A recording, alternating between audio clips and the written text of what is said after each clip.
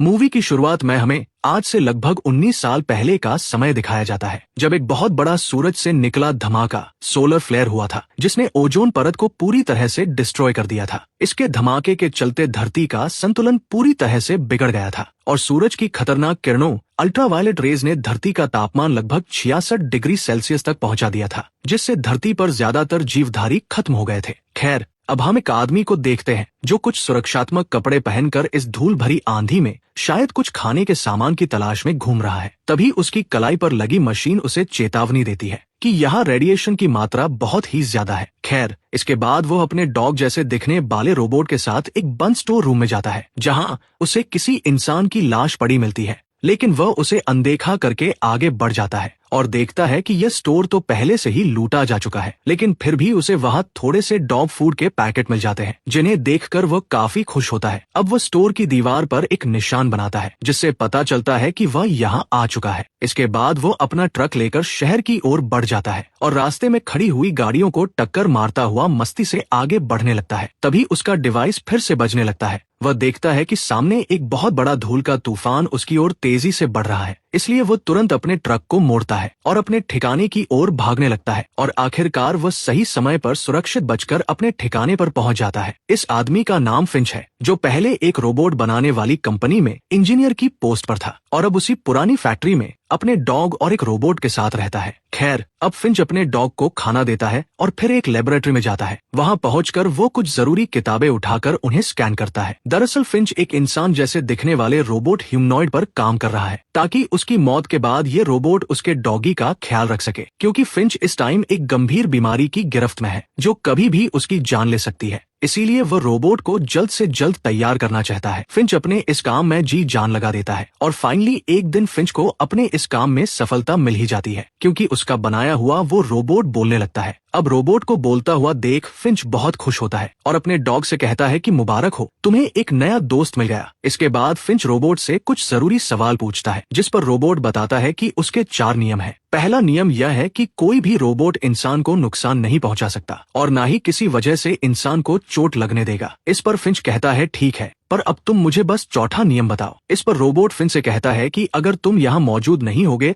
तो मैं तुम्हारे डॉग की पूरी देखभाल करूंगा। अब फिंच और रोबोट के बीच यह सवाल जवाब चल ही रहे होते हैं कि तभी अचानक यहाँ की लाइट चली जाती है। अब फिंच छत पर जाता है और लाइट ठीक करने लगता है। तभी वह देखता है कि एक बहुत बड़ा तूफान उनकी ओर तेजी से बढ़ रहा है। अब फिंच जल्दी से नीचे आता है और अपने रोबोट को मौसम की जानकारी देने वाली मशीन वेदर स्टेशन से जोड़ देता है और कहता है कि मुझे मौसम की पूरी जानकारी दो। इस पर रोबोट बताता है कि ये तूफान अगले 24 घंटे में यहाँ तक पहुँच जाएगा और ये बहुत ही खतरनाक होगा। रोबोट बताता है कि ये तूफान अगले 40 दिन तक चलेगा। अब रोबोट की ये बात सुनकर फिंच और ज्यादा परेशान हो जाता है, क्योंकि अगर वे यही रुके तो शायद जिंदा नहीं बच पाएंगे। इसलिए फिंच अब यहाँ से निकलने का फैसला करता है। फिर वह एक नक्शे को ध्यान से देखता है, जिससे उसे पता लगता है कि पश्चिम दिशा उनके लिए सबसे सही रहेगी। अब फिंच अपने डॉग गुडियर से कहता है कि हम सैन फ्रांसिस्को जाएंगे, क्योंकि अगर किस्मत ने साथ दिया तो वहाँ शायद हमें खाने और रहने की जगह मिल जाएगी। फिंच अपने डॉग से ये बातें कह ही रहा था कि तभी अचानक फिंच की नाक से खून गिरने लगता है, जो इस बात का इशारा था कि अब उसे यह काम और भी जल्दी करना होगा। खैर, अब फिंच अपने रोबोट को तैयार करता है, लेकिन तूफान के आने तक वह उसमें सिर्फ 72% जानकारी ही डाल पाता है, यानी रोबोट के पास अभी पूरा ज्ञान नहीं होता। इस वजह से उसे और सीखने की जरूरत थी। अब फिंच उसे चलना सिखाता है। जैसे जैसे फिंच चलता है, रोबोट भी उसकी तरह ही चलता है। अब फिंच जल्दी से कुछ खाने पीने की चीजें और दवाइयाँ लेकर अपनी वैन में पहुंच जाता है और ये लोग सैन फ्रांसिस्को के लिए निकल पड़ते हैं। फिंच की वैन एक खास तरह से मॉडिफाई हुई वैन थी, जो बाहर की गर्मी और रेडिएशन से सुरक्षित रहती है। अब यह लोग अपने सफर का मजा लेते हुए लगातार आगे बढ़ रहे थे।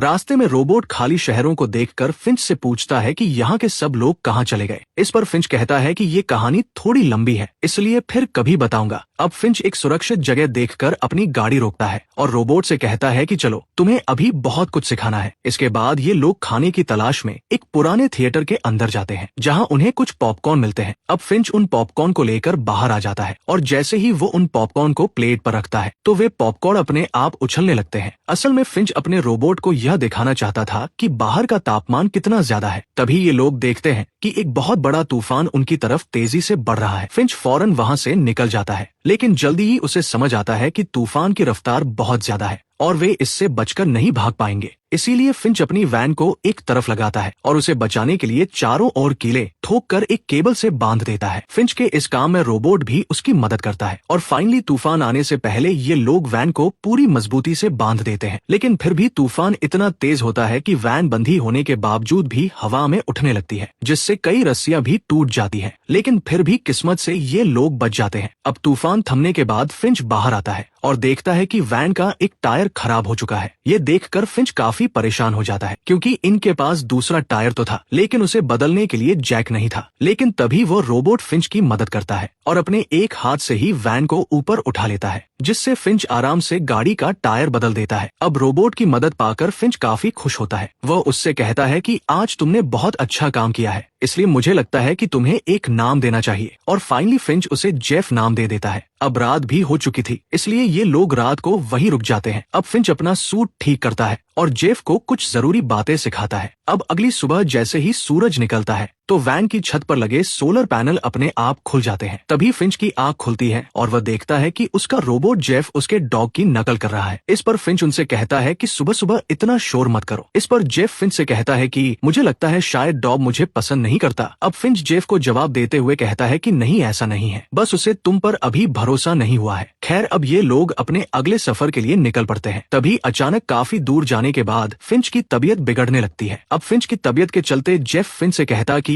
लाओ गाड़ी मैं चला लेता हूँ, लेकिन फिंच उसे मना कर देता है। अब फिंच वैन को एक रेस्टोरेंट के सामने रोकता है और जेफ से कहता है कि मुझे थोड़ा आराम करना है, इसलिए तुम यहीं रहकर वैन का ध्यान रखना। अब फिंच वैन से उतरकर रेस्टोरेंट के अंदर चला जाता है। अंदर पहुंचते ही उसे जोर जोर से खांसी आने लगती है और उसके मुंह से खून निकलने लगता है। फिंच की आवाज सुनकर उसका डॉग भी उसके पास आ जाता है। उधर अब जेफ वैन में अकेला रह जाता है और तभी उसका तेज दिमाग चलने लगता है। वह कूदकर तुरंत ड्राइविंग सीट पर बैठ जाता है और गाड़ी चलाने की कोशिश करता है। अब जब फिंच बाहर वैन को चलते हुए देखता है तो वह दौड़ता हुआ बाहर आता है और देखता है कि जेफ ने वैन को एक गाड़ी में ठोक दिया है। लेकिन क्योंकि फिंच यूवी सूट के बिना तेज धूप में बाहर नहीं जा सकता था, इसलिए वो वहीं खड़े होकर जेफ से कहता है कि तुम अभी वैन चलाने के लिए तैयार नहीं हो, इसलिए मेरा यूवी सूट मुझे ला दो ताकि मैं वैन तक पहुंच सकूं। लेकिन यहाँ जेफ उसकी बात को सही से नहीं समझ पाता और दोबारा से वैन को चला देता है, जिससे वैन फिर से टकरा जाती है। अब यह देखकर फिंच को बहुत गुस्सा आता है। वह जेफ को पास बुलाता है, पर जैसे ही वो अपना हाथ धूप में बाहर निकालता है तो उसकी त्वचा जलने लगती है। अब फिंच जेफ से कहता है कि माना तुम कल ही बने हो, लेकिन अब तुम्हारे बड़े होने का समय आ गया है। मैंने तुम्हें इसलिए ही बनाया है ताकि तुम मेरे डॉग का ध्यान रख सको, क्योंकि ये तुम्हारी तरह धूप में जिंदा नहीं रह सकता। खैर, अब फिंच अपने सफर पर आगे बढ़ता है। तभी उसे महसूस होता है कि अब जेफ को ड्राइविंग सिखाने का वक्त आ गया है। अब फिंच जेफ को ड्राइविंग सिखाता है। अब चूंकि जेफ की सीखने की क्षमता काफी अच्छी थी, इसलिए वो थोड़े ही समय में ठीक से गाड़ी चलाना सीख जाता है। अब यह देखकर फिंच बहुत खुश होता है। खैर, अब रात भी हो चुकी थी, इसलिए ये लोग एक सही जगह देखकर वहीं रुक जाते हैं और वहाँ आग जला लेते हैं। फिंच यहाँ बैठकर अपने पुराने दिनों को याद कर होता है। वह जेफ से कहता है, देखो आसमान कितना सुंदर लग रहा है, अब तुम्हें अरोरा देखने के लिए अलास्का जाने की जरूरत नहीं। तभी जेफ फिंच से सवाल करता है कि अगर सूरज की रोशनी इतनी खतरनाक है तो हम रात में सफर क्यों नहीं करते। इस पर फिंच उसे समझाते हुए कहता है कि रात में चलना भी खतरे से खाली नहीं है, क्योंकि इस धरती पर कुछ लोग अभी भी जिंदा है। वे लोग दिन में तो छिपे रहते हैं, पर जैसे ही रात होती है तो बाहर आकर दूसरों पर हमला कर देते हैं और हो सकता है वे हमें मारकर हमारा खाना और सामान लूट ले, इसलिए हम उन पर भरोसा नहीं कर सकते। खैर, फिंच वैन के अंदर सोने चला जाता है, जबकि जेफ अब भी बाहर आग के पास बैठा रहता है। अब अगली सुबह वैन में से खांसने की आवाज आती है। तभी जेफ अंदर जाकर देखता है कि फिंच उल्टियां कर रहा है और उसकी हालत बहुत खराब हो चुकी है। इसलिए जेफ फिंच की मदद करने की कोशिश करता है। वो एक गीला कपड़ा उसके माथे पर रखता है। हालांकि फिंच को डॉक्टर की जरूरत थी, लेकिन पास में कोई नहीं था, इसलिए अब जेफ वैन चलाकर अपने सफर को आगे बढ़ाता है। थोड़ी देर बाद ये लोग एक शहर में पहुंचते हैं जो पूरी तरह से सुनसान और वीरान पड़ा था। अब जेफ वैन रोकता है और देखता है कि फिंच इस टाइम गहरी नींद में सोया हुआ है। अब जेफ डॉग रोबोट के साथ वैन से बाहर निकलता है और कुछ जरूरी सामान ढूंढने के लिए एक अस्पताल में जाता है, जहां उसे कुछ दवाइयां और एक जैकेट मिलती है। वहीं उधर जब फिंच की नींद खुलती है तो वह देखता है कि उसके दोनों रोबोट वहां नहीं है, इसलिए वो जल्दी से अपना सूट पहनता है और उन दोनों को ढूंढने के लिए निकल पड़ता है। उधर उनमें से छोटे रोबोट को एक खिलौना दिखता है और जैसे ही वो उसे उठाने जाता है तो वो वहाँ छुपे हुए एक जाल में फंस जाता है, जिससे उसके 2 टुकड़े हो जाते हैं। तभी फिंच बिल्डिंग के अंदर पहुँचता है और देखता है कि वो छोटा रोबोट अब नहीं रहा, इसलिए फिंच उसे हमेशा के लिए बंद कर देता है। तभी उसे जेफ मिलता है, जिसने बहुत सी दवाइयाँ इकट्ठा कर ली थी। अब फिंच जेफ से कहता है कि तुम्हें यहाँ नहीं आना चाहिए था, ये जगह बहुत खतरनाक है। खैर अब ये दोनों जल्दी से बिल्डिंग से बाहर भागते हैं और वैन स्टार्ट करके वहाँ से निकल जाते हैं। इसी वक्त हमें एक दूसरी गाड़ी को भी स्टार्ट होते हुए दिखाया जाता है। शायद यहाँ किसी ने इन्हें देख लिया था, इसलिए फिंच अपनी सुरक्षा के लिए गन निकाल लेता है। अब चलते चलते इन्हें रात हो जाती है। तभी फिंच साइड मिरर में देखता है कि एक कार उनका पीछा कर रही है। उस कार से पीछा छुड़ाने के लिए फिंच वैन को हाईवे से नीचे उतार देता है। वो बहुत घबरा गया था, इसलिए जल्दबाजी में जैसे ही वो वैन को एक पुल के नीचे से निकालता है तो वैन ऊंची होने की वजह से वहाँ फंस जाती है और उसके ऊपर लगे सोलर पैनल टूट जाते हैं।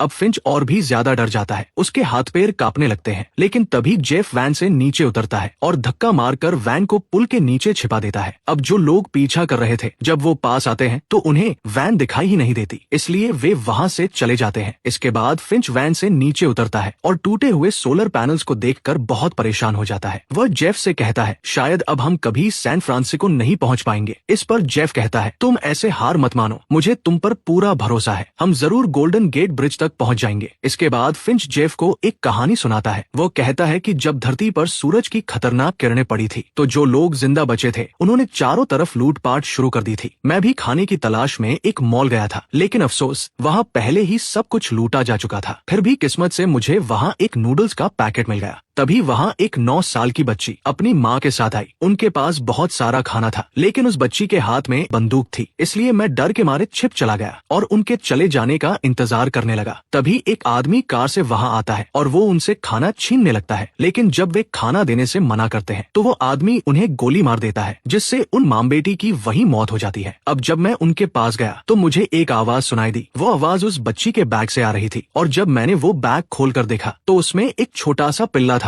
फिंच कहता है जब भूख ने इंसानों को हैवान बना दिया था। अब ये कहानी सुनकर जेफ चुप हो जाता है। खैर अब सुबह होते ही ये लोग फिर से अपना सफर शुरू कर देते हैं। रास्ते में चलते चलते जेफ उन पोस्ट कार्ड्स को पढ़ता जा रहा था जो फिंच के पापा ने उसे भेजे थे। तभी अचानक एक तितली वैन की खिड़की से टकराती है। जब जेफ ये बात फिंच को बताता है तो फिंच बहुत हैरान होता है। अब फिंच अपना एक हाथ वैन से बाहर निकाल कर देखता है कि वहाँ सूरज की तेज किरणें तो नहीं है। फिर वो वैन से बाहर आता है और इतना खुश हो जाता है कि मानो उसे एक नई जिंदगी मिल गई हो। तभी एक और तितली उड़कर उसके हाथ पर बैठ जाती है। अब फिंच को यकीन हो जाता है कि ये जगह पूरी तरह सुरक्षित है, यहाँ सूरज की कोई भी खतरनाक किरणें नहीं है। इसलिए अब फिंच अपने अच्छे कपड़े पहनकर तैयार होता है और खुले आसमान के नीचे टेंट लगाकर खाना खाता है और उस पल को एंजॉय करने लगता है। तभी जेफ फिंच से कहता है तुमने मुझसे झूठ बोला था कि गोल्डन गेट ब्रिज वाला कार्ड तुम्हारे अंकल ने भेजा था, जबकि उसके पीछे तो डैड लिखा है। इस पर फिंच कहता है मेरे पापा आर्मी में थे और वो ऐसे ही ब्रिज बनाते थे,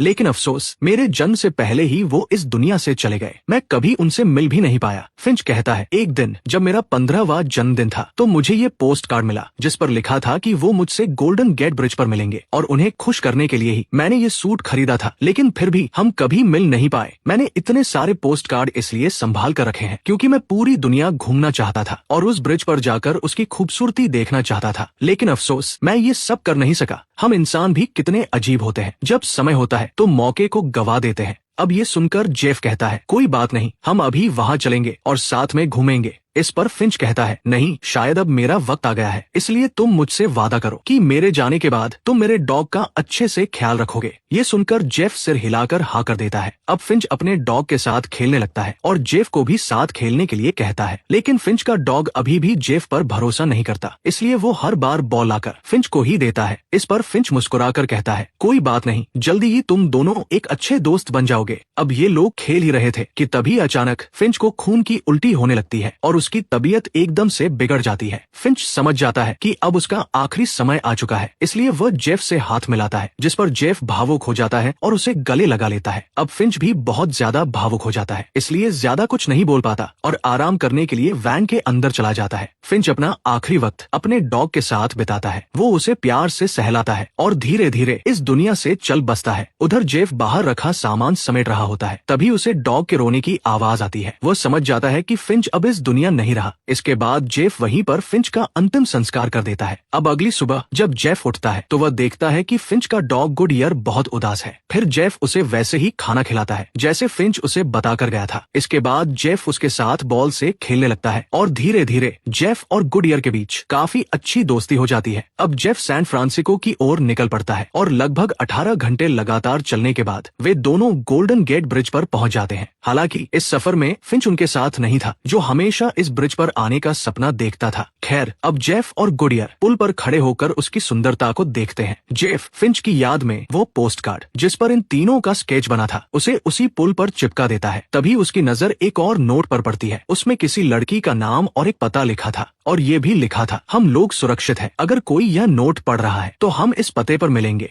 इसके बाद जेफ गुडईयर के साथ उस जगह की तलाश में निकल पड़ता है ताकि बचे हुए लोगों के साथ मिलकर एक नई जिंदगी की शुरुआत कर सके। और फाइनली दोस्तों, इसी के साथ इस मूवी का अंत हो जाता है। तो दोस्तों, कैसी लगी आपको आज की वीडियो कमेंट में जरूर बताएं और साथ ही वीडियो को एक लाइक और चैनल को जरूर सब्सक्राइब करें। धन्यवाद।